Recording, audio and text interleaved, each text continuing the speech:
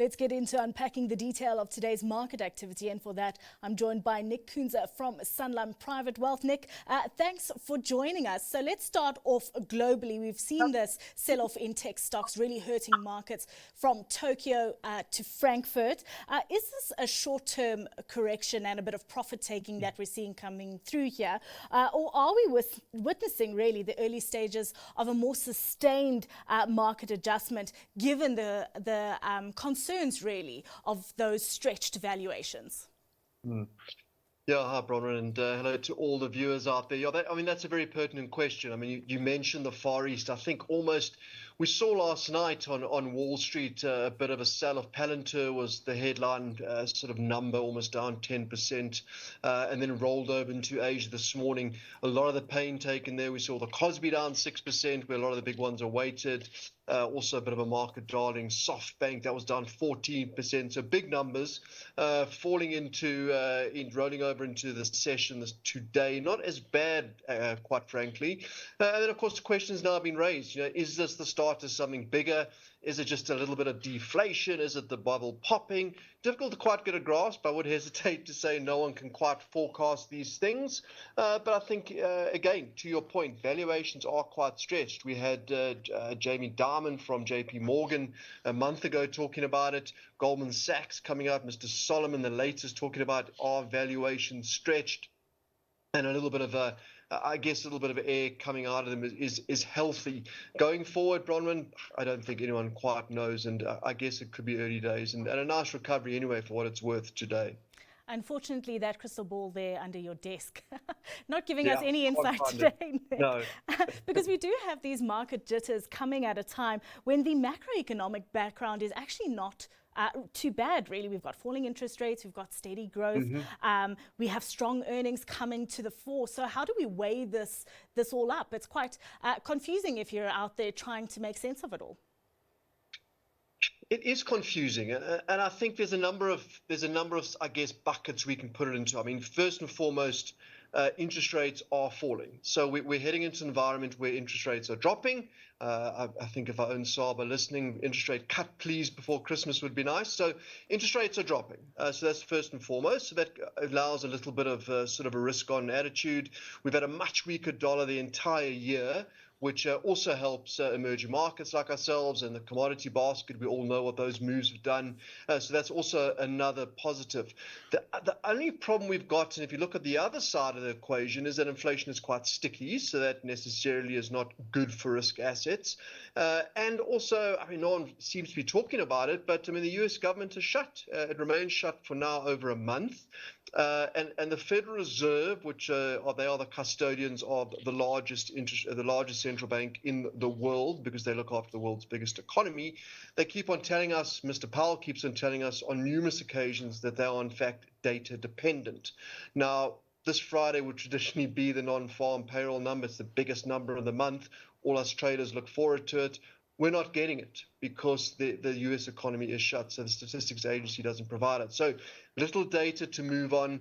We've had quite a good earnings season, so the market's been grappling onto that. So I guess long answer to your question, Bronwyn, but things start to get a little bit murky moving forward, and the market's trying to find some guidance. For now, I still think the path of least resistance is to the upside. But it is getting a little bit choppy up here, and you're going to get this volatility picking up, I guess, as we go into year end. Yeah, so maybe a little bit of caution there when you're getting into the markets, just because so much kind of unknown at the moment and how to position yourself going forward. If we come home, though, for today at least, what did you make of the local action that we saw? Oh, very encouraging. Very encouraging. I mean, yesterday we took a real knock, and quite positive to see. No follow through. We came in today, gathered a bit of steam as the day went on, managed to squeeze out 1% at one point today, and the rand also, which is obviously a proxy for risk too. So at one point the wrong side of 1750, back under 750 again. That's encouraging.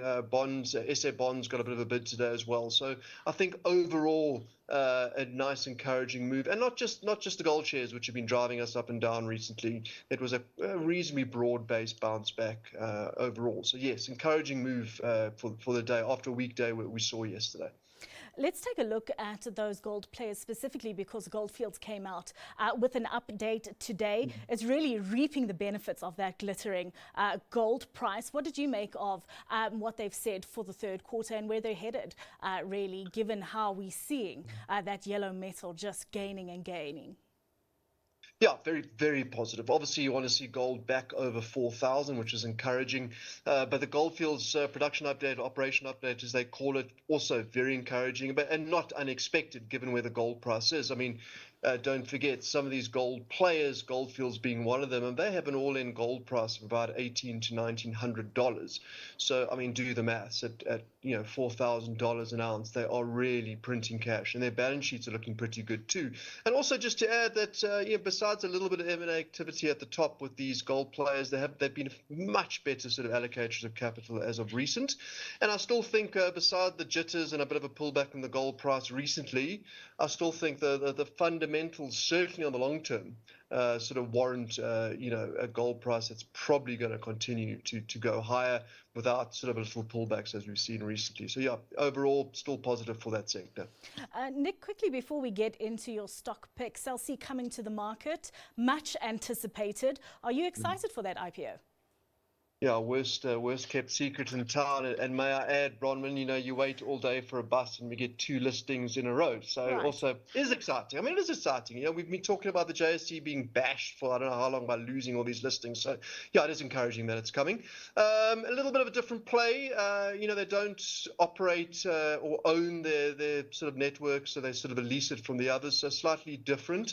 And I do think a welcome boost for the likes of Blue Label and their prepaid company, which is going to get a nice boost of a debt pay down as well, and I think it is quite a good story. So yes, we got to take these wins when you get them, Bronwyn.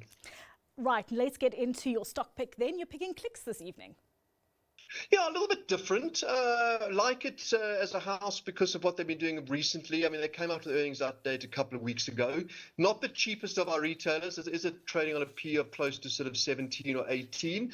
But their private label businesses keeps going from strength to strength. A lot of margin sort of expansion in that area as well. And a nice, usually a decent sort of foreign shareholder base. And I think this is quite important given the recent sort of move off the grey listing for South Africa. And as you see those foreign flows coming in, they tend to come in for like our financials and of course companies like Clicks too. So we've got a target price closer to sort of 420, 430 rand on it, around this 350 level. I think those who want a sort of low beta, not a volatile stock, they're definitely at these current levels. It looks attractive. Nick, always a pleasure chatting to you. Let's leave it there for this evening. Nick Kunze is from Sanlam Private Wealth.